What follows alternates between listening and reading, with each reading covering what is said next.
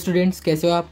आज हम आपके स्टैंडर्ड 9th हिस्ट्री का चैप्टर नंबर 2 स्टार्ट करने वाले हैं, जिसका नाम है इंडियाज़ इंटरनल चैलेंजेस। ठीक है, तो देखो हमने लास्ट के 2 चैप्टर्स में हमने क्या क्या पढ़ा, या फिर मैं आपको बता दूं कि हमने लास्ट चैप्टर में क्या पढ़ा था। ठीक है, तो हमने अपने पिछले चैप्टर में मेजर इवेंट आफ्टर 1960 यानी कि साल 1960 के बाद कौन से मेजर इवेंट जो चेंजेस थे हमारे इंडिया में हुए थे वो हमने पढ़ा था। ठीक है, और फिर मैंने आपको लास्ट लेक्चर में बोला था कि हम चैप्टर नंबर 3 में इंडिया के इंटरनल चैलेंजेस के बारे में पढ़ेंगे। ठीक है, तो देखो ऑब्वियस सी बात है, इंडिया एक नया देश बना था साल 1960 के करीब दशक में।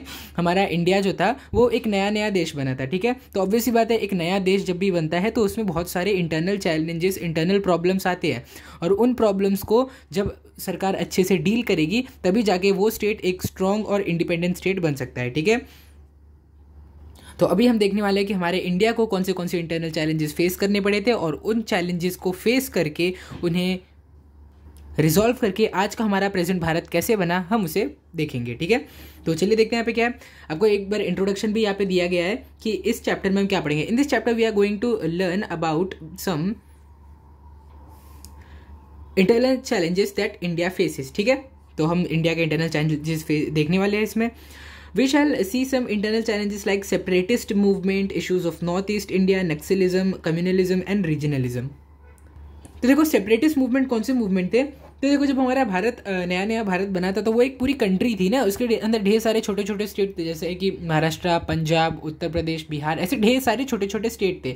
तो अभी क्या हुआ कि पंजाब और कुछ नॉर्थ ईस्टर्न आसाम जैसे स्टेट्स में ऐसी कुछ सेपरेटिस्ट मूवमेंट स्टार्ट होने लगी थी जब हमारे भारत को आज़ादी मिली थी, यानी कि साल 1960 के सालों के आसपास ऐसे ढेर सारे मूवमेंट देखने को मिली कि ऐसे बहुत सारे स्टेट आगे बढ़ के आ रहे थे, बोलते हमें हमारा इंडिपेंडेंट नेशन चाहिए। जैसे जो आपका पंजाब है, तो पंजाब में भी कई सारे लोग एकजुट होकर वो बोले कि हमें हमारा इंडिपेंडेंट खालिस्तान नाम का एक देश चाहिए। ठीक है, तो इसीलिए उन्होंने ढेर सारी मूवमेंट की। लेकिन आपको तो पता ही है कि अगर हमारे इंडिया से कोई एक स्टेट भी कम हो गया तो उसका बहुत बुरा इम्पैक्ट हमारी कंट्री पे पड़ेगा। तो इसीलिए इंडिया और कोई भी पूरे लोग जो थे पूरे इंडिया में हमारे, वो नहीं चाहते थे कि ऐसे स्टेट्स हमारे कंट्री से अलग होकर एक अलग कंट्री बनाए। ठीक है, क्योंकि जो हर एक स्टेट, जो हमारे इंडिया में जो टोटल 29 स्टेट्स है, उसमें से हर एक स्टेट का बहुत इंपॉर्टेंट रोल है हमारी इंडिया की इकोनॉमी और पूरे हमारे इंडिया के सिस्टम में। ठीक है, तो इसीलिए हम कभी नहीं चाहेंगे कि कोई भी स्टेट हमारे कंट्री से अलग हो जाए।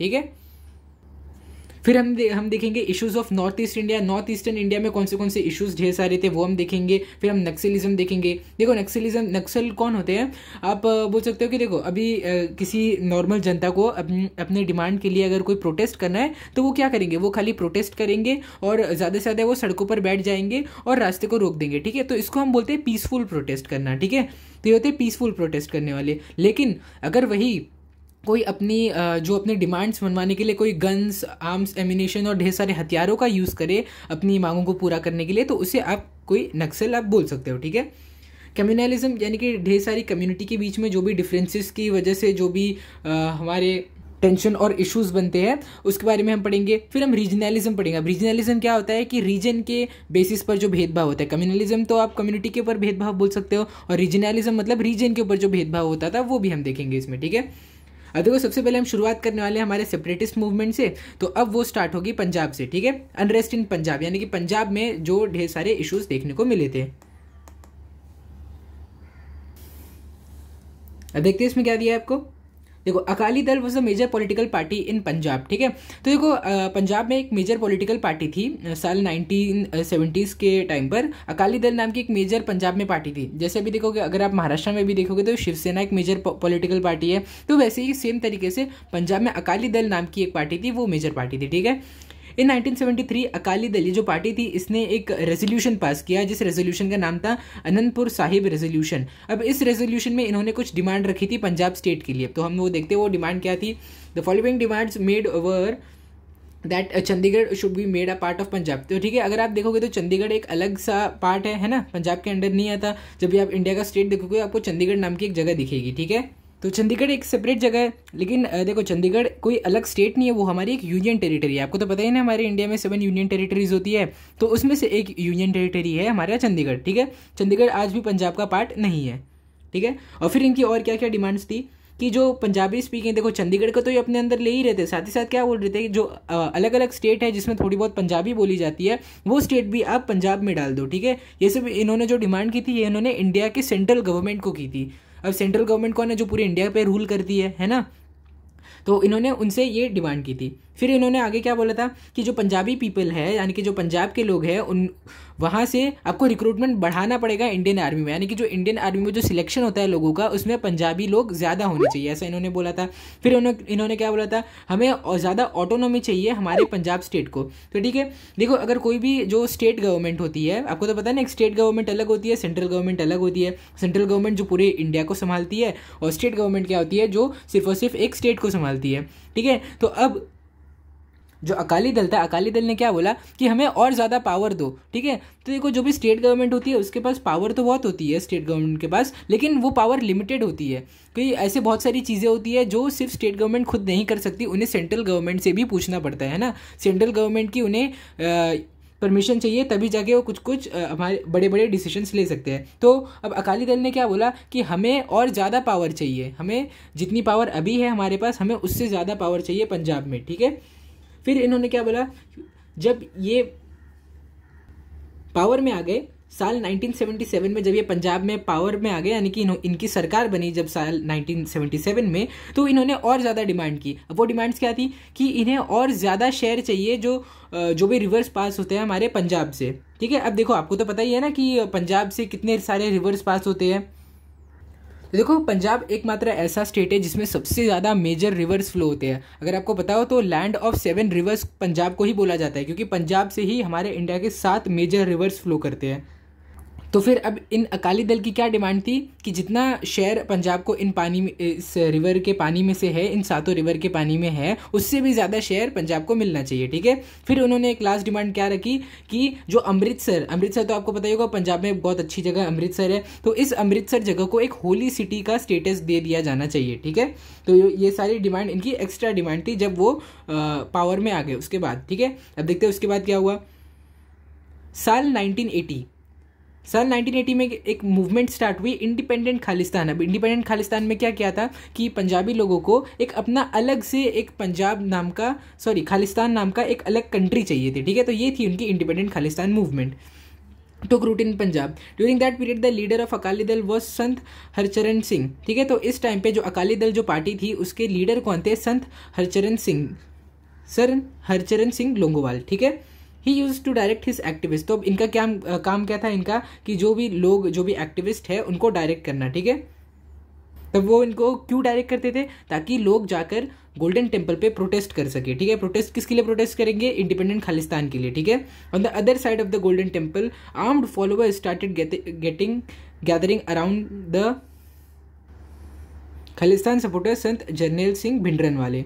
तो ठीक है, अभी देखो इन्होंने एक्टिविस्ट को तो इन्होंने डायरेक्ट कर दिया कि गोल्डन टेम्पल पे जाओ और प्रोटेस्ट करो, लेकिन दिक्कत कहाँ पे हुई, जब आर्म्ड फॉलोअर्स ने भी इस एक्टिविस्ट मूवमेंट में हिस्सा लेना शुरू कर दिया। आर्म्ड फॉलोअर्स यानी कि क्या, यानी कि वो लोग जिनके पास हथियार थे। अब देखो आपको तो ऑब्वियसली पता ही होगा, जो भी हथियार यूज़ करते हैं वो कभी भी सही नहीं होते और हथियार यूज़ करना बहुत ज़्यादा डेंजरस होता है। तो यहाँ से जो पंजाब में इश्यूज़ हो रहे थे वो इश्यूज़ होना स्टार्ट हो रहे थे यहीं से, ठीक है। अब आगे देखते आगे क्या हुआ। फिर इसके बाद ये जो सारे आर्म्ड यानी कि जो हथियार लिए हुए जो सारे लोग थे ये किसको सपोर्ट कर रहे थे, संत जरनैल सिंह भिंडरनवाले, ठीक है।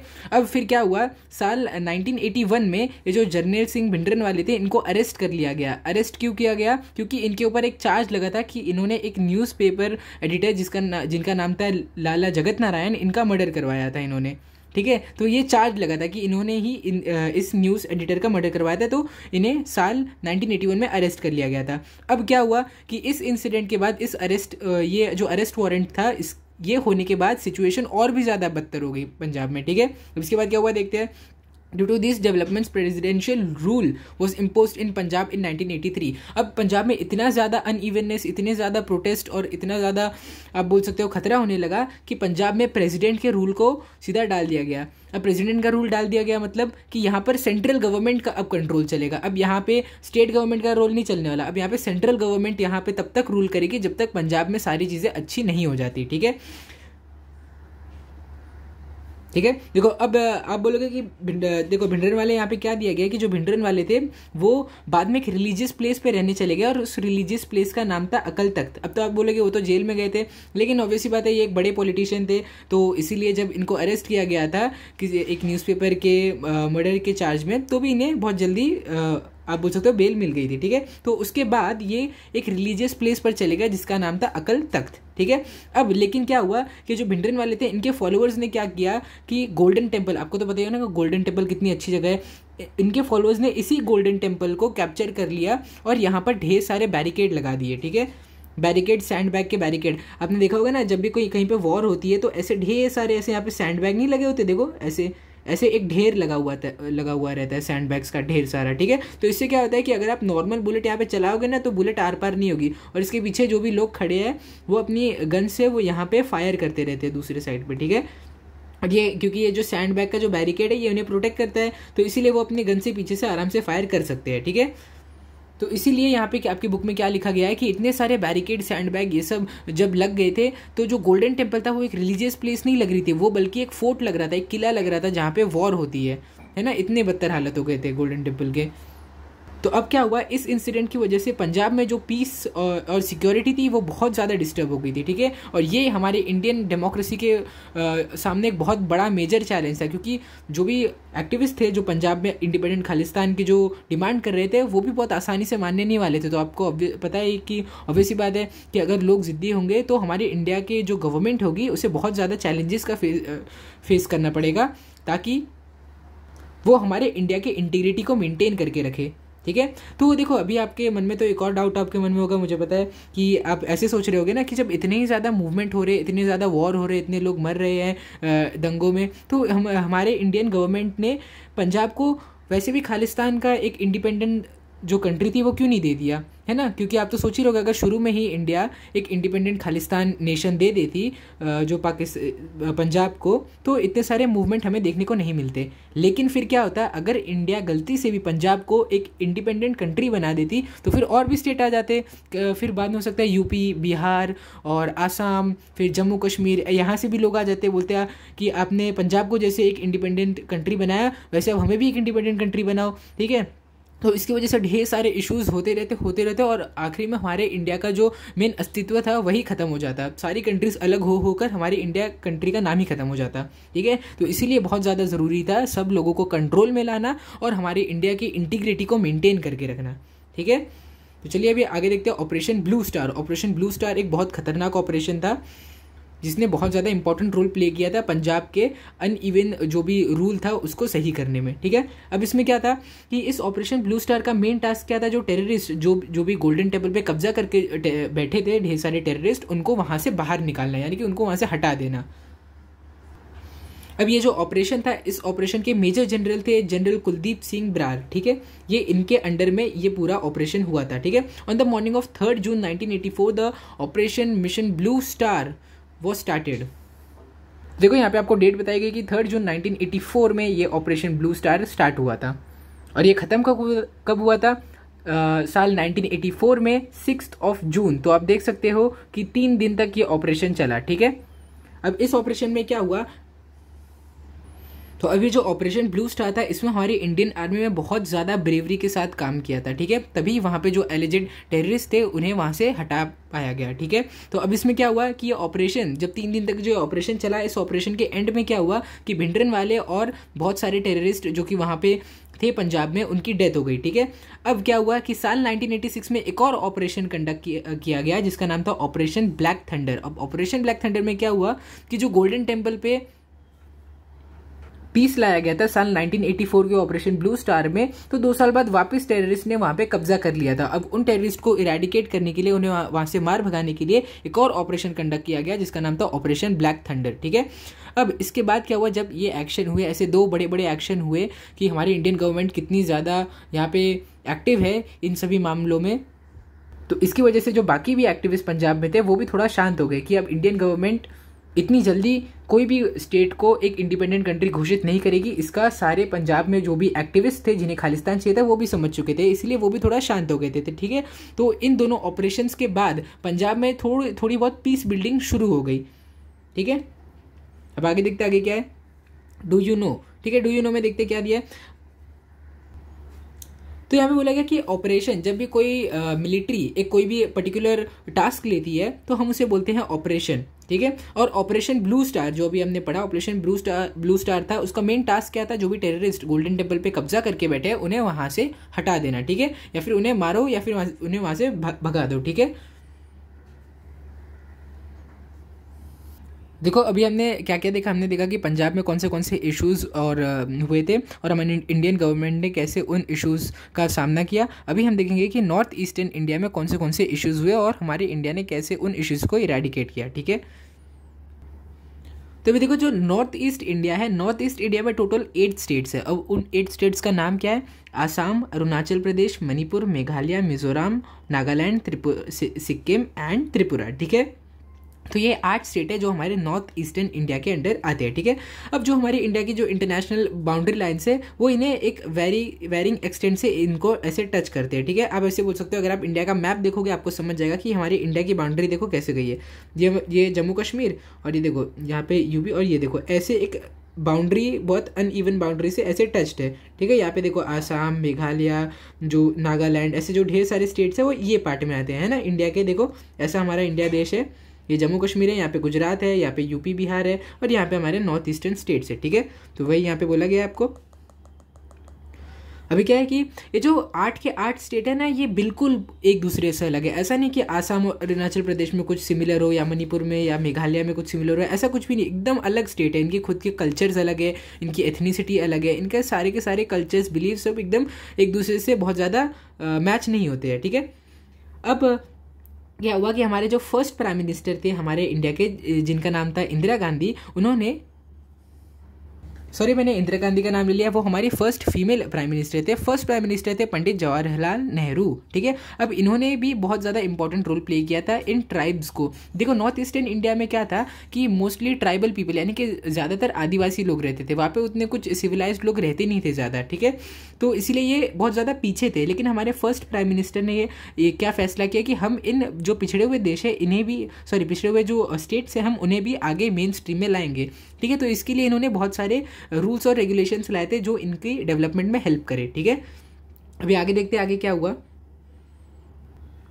ठीक है। अभी हमने क्या पढ़ा कि जो हमारे पंडित जवाहरलाल नेहरू थे इन्होंने बहुत ज़्यादा स्पेशल स्टेप्स लिए थे इन नॉर्थ ईस्टर्न स्टेट्स के डेवलपमेंट के लिए। अभी हम देखते हैं कि वो स्टेप्स क्या थे, ठीक है। तो साल 1954 में जो हमारे प्राइम मिनिस्टर थे उन्होंने एक north east frontier agency NEFA नाम की एक एजेंसी बनाई। अब इस एजेंसी का मेजर जो काम था वो क्या था वो हम देखते हैं। तो देखो ये इस एजेंसी के अंडर कौन से एरिया थे, जो सिनो इंडियन बॉर्डर वाले एरियाज थे और वो ट्राइबल एरियाज थे जो आसाम के नदन पार्ट में पड़ते हैं, ठीक है। तो अब क्या हुआ कि नेहरू ने एक ऐसा स्टैंड लिया जिससे जो भी हमारे नॉर्थ ईस्टर्न साइड में जो साइड है हमारे नॉर्थ ईस्टर्न इंडिया के जो भी स्टेट्स है 8 स्टेट, उनमें जो हज़ारों ट्राइब रहते हैं उनकी डेवलपमेंट भी करना है और साथ ही साथ उनका कल्चर भी प्रिजर्व करना है। ऐसा नहीं करना है मैं कि हम उनके अंदर इतना ज़्यादा ग्लोबलाइजेशन कर दे, उनके अंदर इतनी ज़्यादा मॉडर्न टेक्नोलॉजी वहाँ पर डाल दे कि उनका कल्चर बिगड़ जाए। तो नेहरू ने क्या किया कि उनका कल्चर भी प्रिजर्व्ड रहे और साथ ही साथ उनकी डेवलपमेंट भी हो, इसका उन्होंने खास ध्यान रखा था, ठीक है। तो अब क्या हुआ कि special provisions have been made with respect to this areas in the 6th schedule of the Indian constitution. तो देखो अब इनके लिए बहुत ज़्यादा स्पेशल मेजर्स लिए गए। क्यों लिए गए? क्योंकि ये हमसे पिछड़े हुए थे, लेकिन हम नहीं चाहते कि हमारे देश के ही लोग हमसे पिछड़े रहे, ठीक है। तो इसीलिए इन नॉर्थ ईस्टर्न साइड में जो भी लोग रहने वाले थे उनके लिए ज़्यादा, आप बोल सकते हो, मेजर लिए गए थे ताकि उनकी डेवलपमेंट ज़्यादा अच्छे से हो, ठीक है। अब क्या हुआ कि in 1965 the responsibility of administering this area was given to the ministry of external affairs. तो अभी जो नॉर्थ ईस्टर्न साइड थे इनकी अंदर जो भी काम होने वाले थे इसकी रिस्पॉन्सिबिलिटी किसको दी गई थी? मिनिस्ट्री ऑफ एक्सटर्नल अफेयर्स को दी गई थी, ठीक है। The North Eastern Council Act of 1971 was supposed to advise the central government, ठीक है। तो अभी एक एक्ट यहाँ पे एक बनाया गया था साल 1971 में, और इस जो नॉर्थ ईस्टर्न काउंसिल है इसका काम क्या था? जो जिसको साल 1971 में बनाया गया, इसका काम क्या था? इसका काम था कि वो सेंट्रल गवर्नमेंट यानी कि जो देश की सरकार है, पूरे देश की जो एक अकेली सरकार है, उसको एडवाइस करना ढेर सारे एस्पेक्ट और प्रॉब्लम्स जो भी हमारे नॉर्थ ईस्टर्न स्टेट फेस करते हैं, जैसे कि कॉमन इंटरेस्ट उनका, मतलब उन्हें कौन सी चीज़ों में इंटरेस्ट है, उनकी इकोनॉमिक डेवलपमेंट कैसे होगी, उनकी सोशल डेवलपमेंट कैसे होगी, फिर इंटर स्टेट ट्रांसपोर्ट, एक स्टेट से दूसरे स्टेट का ट्रांसपोर्ट भी उनमें अच्छा करना, फिर उनकी इलेक्ट्रिसिटी, उनके फ्लड कंट्रोल, ये सब जो भी इनसे रिलेटेड ढेर सारे जो इश्यूज़ थे, इसके बारे में एडवाइस किसको किया जाता था? सेंट्रल गवर्नमेंट को। किसके द्वारा? नॉर्थ ईस्टर्न काउंसिल के द्वारा, ताकि जो सेंट्रल गवर्नमेंट है वो इन सारे इश्यूज़ के ऊपर ध्यान रख के हमारे नॉर्थ ईस्टर्न स्टेट्स की डेवलपमेंट करे। तो चलिए अभी आगे देखते हैं मिजोरम के बारे में अभी हम पढ़ेंगे। देखो, the tribes in north east India have an ancient history. तो अभी जो हमारे नॉर्थ ईस्ट इंडिया में जो ट्राइब्स है वो बहुत ज़्यादा एंशिएंट ज़माने से प्रेजेंट है, ठीक है। When India became independent, the government give administrative autonomy to the districts of Mizo majority areas of the Lushai hills, ठीक है। तो देखो, जब हमारी इंडिया आज़ाद हुई थी तो हमारी इंडिया ने कुछ हद तक इन्हें पावर दे दिया था। जो मिजोरम में रहने वाले जो लोग थे उन्हें कुछ हद तक पावर दे दी गई थी। जो लुशाई हिल्स वाले जो लोग थे उन्हें कुछ हद तक पावर दी गई थी कि वो खुद से काम कर सकते हैं, अपने स्टेट्स के डेवलपमेंट खुद से कर सकते हैं, ठीक है। लेकिन जब एक स्टेट रीऑर्गेनाइजेशन कमीशन अपॉइंट हुआ साल 1953 में, तो जो लुशाई हिल्स वाले लोग थे उनके एक्सपेक्टेशंस बढ़ गए। अब उन्हें इससे भी ज़्यादा उन्हें ऑटोनॉमी चाहिए थी। तो क्या हुआ कि जो मिजो लीडर्स थे वो डिमांड करने लगे एक ऑटोनोमस मिजो प्रोविंस, ठीक है। तो इन्हें भी देखो, जैसे पंजाबी लोगों को खालिस्तान चाहिए था, अपना अलग सा देश, वैसे ही मिजो लीडर्स को भी अपना एक अलग देश चाहिए था, ठीक है। अब क्या हुआ कि साल 1959 में मिजोरम जो था उसमें बहुत ज़्यादा सीवियर ड्रॉट यानी कि अकाल पड़ गया। अब ड्रॉट में क्या होता है, या फिर आप बोल सकते हो अकाल में क्या होता है कि बारिश वारिश कुछ भी नहीं होती है, पानी की बहुत खतरनाक कमी पड़ जाती है, ठीक है। अब during this famine Mizo leader Lal Denga नाम के एक जो मिजो लीडर थे, उन्होंने कॉमन लोगों की बहुत ज़्यादा वहाँ पे खिदमत या फिर आप बोल सकते हो उनको सर्व बहुत ज़्यादा किया था, ठीक है। बहुत ज़्यादा उनका ध्यान रखा था। ये ड्रॉट में उन्होंने बहुत ज़्यादा आम जनता के लिए बहुत ज़्यादा काम किया था। अब क्योंकि जो लाल देंगा थे उन्होंने आम जनता के लिए बहुत काम किया था, तो जनता के बीच उनके एक्सपेक्टेशंस बढ़ गए, ठीक है। तो अब जनता भी उन्हें पसंद करने लगी थी। तो अब साल 1961 में इसके बाद क्या हुआ, जब ड्रॉट का जो भी हमारे जो प्रॉब्लम थे ड्रॉट के ख़त्म हो गए, तो उसके बाद क्या हुआ, जो लाल देंगा थे इन्होंने एक ऑर्गेनाइजेशन एस्टैब्लिश की जिसका नाम था मिजो नेशनल फ्रंट, और इसका नाम क्या था, MNF, इसका शॉर्ट फॉर्म है, ठीक है। अब फिर इस ऑर्गेनाइजेशन के थ्रू उन्होंने क्या बोला कि हमें एक ग्रेटर मिजोरम चाहिए, यानी कि इनको एक और बड़ा मिजोरम चाहिए, और वो एक इंडिपेंडेंट नेशन होना चाहिए, वो इंडिया से अलग होना चाहिए, और वो त्रिपुरा, मणिपुर और मिजो मेजॉरिटी एरियाज जो भी है लुलशाई हिल्स में, उन सबको भी अपने अंदर लेना चाहिए, ठीक है। तो मतलब आप इन शॉर्ट क्या बोल सकते हो, ये जो मिजोरम के जो लीडर थे लाल देंगा, इन्होंने बोला कि हमें एक और बड़ा मिजोरम चाहिए जो कि एक इंडिपेंडेंट कंट्री होनी चाहिए, और वो कुछ हद तक त्रिपुरा, मणिपुर का भी पार्ट उसके अंदर आ जाना चाहिए, वो जो ग्रेटर मिजोरम जो कंट्री बनने वाली है उसके अंदर, ठीक है। तो अब क्या हुआ कि साल 1966 में मिजो नेशनल फ्रंट ने अनाउंस कर दिया इमरजेंस ऑफ इंडिपेंडेंट मिजोरम, ठीक है। तो अब इन्होंने एकदम फाइनल कर दिया कि हमें एक इंडिपेंडेंट मिजोरम कंट्री चाहिए साल 1966 में, ठीक है। तो अब इसके बाद क्या हुआ, हमारी जो प्राइम मिनिस्टर इंदिरा गांधी थी, इन्होंने बहुत ही ज़्यादा अच्छे तरीके से इस इशू को बहुत अच्छे से हैंडल किया। रेबिलियन मतलब क्या होता है, आप उसको बगावत भी बोल सकते हो, क्योंकि बगावत ही कर रहे थे ना, यहाँ के लोग इंडिया से अलग होना चाहते थे और अपनी एक सेपरेट कंट्री बनाना चाहते थे। तो इस केस में हमारी इंदिरा गांधी जो हमारे प्राइम मिनिस्टर थे, उन्होंने बहुत ज़्यादा इंपॉर्टेंट रोल प्ले किया था ताकि ये स्टेट हमारी कंट्री से अलग ना हो, ठीक है। तो अब देखो, अब सिचुएशन साल 1972 में थोड़ा काम डाउन हो गई, थोड़ा लोगों के बीच में जो गुस्सा था वो थोड़ा कम हुआ। तो इसके बाद जो मिजो मेजॉरिटी एरिया है उसको एक यूनियन टेरिटरी का नाम दे दिया गया, ठीक है। अब फिर क्या हुआ, देखो हमारे इंडिया में तो टोटल कुछ 29 स्टेट्स है ना, और कुछ यूनियन टेरिटरीज भी है। अब यूनियन टेरिटरी स्टेट तो नहीं है, लेकिन अगर आप देखोगे आज के टाइम पे तो मिजोरम एक खुद का पूरा इंडिपेंडेंट स्टेट है। अब वो कब बना वो हम देखते हैं। साल 1985 में जो प्राइम मिनिस्टर राजीव गांधी थे, इन्होंने मिजो नेशनल फ्रंट जो ऑर्गेनाइजेशन थी और मिजोरम इन्होंने इस ऑर्गेनाइजेशन जो MNF जो लाल देंगा ने जो अपना खुद की एक ऑर्गेनाइजेशन बनाई थी MNF नाम की, तो इनके साथ हमारे प्राइम मिनिस्टर राजीव गांधी ने बात किया था, और बात करने से क्या एक फाइनल डिसीजन लिया गया कि मिजोरम को अब यूनियन टेरिटरी से एक इंडिपेंडेंट फुल फ्लेज स्टेट का स्टेटस दे दिया जाएगा। देखो, मिजोरम को एक फुल फ्लेज स्टेट बना दिया गया, ठीक है। और फिर क्या हुआ, लाल देंगा इस स्टेट के सीएम बन गए, क्योंकि ऑब्वियस सी बात है कि मिजोरम की जनता इन्हें बहुत ज़्यादा पसंद करती थी। क्यों पसंद करती थी? क्योंकि ये आम जनता के लिए बहुत ज़्यादा काम करते थे, ठीक है। देखो यहाँ पे भी पूरे के पूरे इशू को इरेडिकेट कर दिया गया, ठीक है। अब इसके बाद हम नागालैंड, आसाम और भी ढेर सारे नॉर्थ ईस्टर्न स्टेट्स के बारे में पढ़ेंगे, ठीक है। लेकिन अभी के लिए मुझे लगता है लेक्चर आपका बहुत एक्सटेंड हो चुका है, तो अब बचा हुआ पार्ट जो आपका है वो हम हमारे नेक्स्ट लेक्चर में करेंगे, ठीक है। तो मुझे उम्मीद है कि जो हमारे इंडिया के इंटरनल चैलेंजेस थे मैंने आपको एक स्टोरी के फॉर्म में बताया और आपको बहुत अच्छे से ये सारे कॉन्सेप्ट्स क्लियर हो गए होंगे। इसमें आपको कुछ भी कॉम्प्लिकेटेड नहीं लगा होगा, क्योंकि मैंने इस एक्सप्लेनेशन को जितना हो सके उतना सिंपल रखने का ट्राई किया है। तो अगर आपको वीडियो अच्छा लगा होगा तो इस वीडियो को लाइक करो, शेयर करो और चैनल को सब्सक्राइब करो। Thank you.